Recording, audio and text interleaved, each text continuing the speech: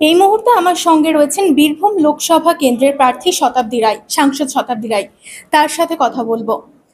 আজকে ভোটের দিন ঘোষণা হয়ে গেছে। বেশ কিছুদিন আগে থেকে আমরা দেখেছিলাম কেন্দ্রীয় বাহিনী জেলা জুড়ে রুটমার্চ শুরু করেছে।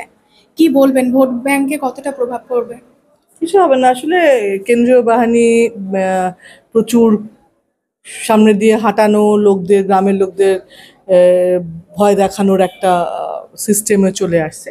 কিন্তু ভোট বাক্সে তৃণমূলের জন্য মানুষ ভোট দেয়, মমতা ব্যানার্জির জন্য ভোট দেয়, সুতরাং সেই ভোট বাক্সের সঙ্গে কোনো তফাৎ হবে না। অনুব্রতহীন বীরভূমে এই প্রথম বড় ভোট, কি মনে হচ্ছে? না, ভোটের কতটা তো আশাবাদী? একদমই অনুব্রত মণ্ডলের সঙ্গে যারা কাজ করেছে, যারা এতদিন ধরে সংগঠনে ছিল, তারা ওর সঙ্গে আছে, ওর সঙ্গে ওদেরই লোক, ওই লোকরাই আর তো ভোট করবে। সুতরাং সেই একই জায়গায় বা সেই মানুষগুলোর সঙ্গেই ভোট হবে, সেই কর্মীরাই আছে।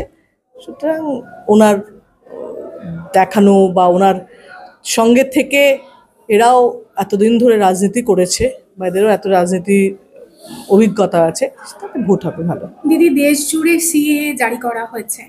আপনার লোকসভা কেন্দ্র বীরভূমে কি এর জন্য কোনো রকম প্রভাব পড়ছে? ভালো হবে। সিএতে মানুষকে কিরম অস্থির করে দিচ্ছে, এবং সিএতে মানুষের নাগরিকত্ব অসহায় অবস্থা, বাবা মার পরিচয় অসহায় অবস্থা।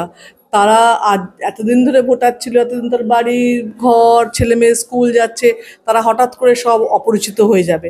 তো সেই জায়গাটা তো, সিএ যে খারাপ দিকটা সেটা তো মানুষ জানছে, তারা তো নিজের অস্তিত্ব বাঁচানোর লড়াই লড়বে এবার। সুতরাং ওদের ওদের এই অসহায়তা যেটা দিল্লি সরকার করছে, শুধুমাত্র ভোট কেন্দ্রিক হয়ে, ভোটকে সামনে রেখে, সেটার ফল আবারও বিজেপি পাবে।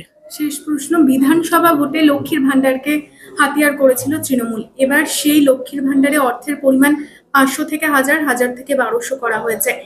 এবং তার পাশাপাশি আমরা জানি শুভেন্দু অধিকারী কিছুদিন আগেই বলেছেন যে আমরা জিতলে লক্ষ্মীর ভান্ডার 3000 করে দেব। কি বলবেন, বা এই লক্ষ্মীর ভান্ডার এবারের ভোটে মহিলা ভোটের সংখ্যা কতটা কি প্রভাব পড়বে?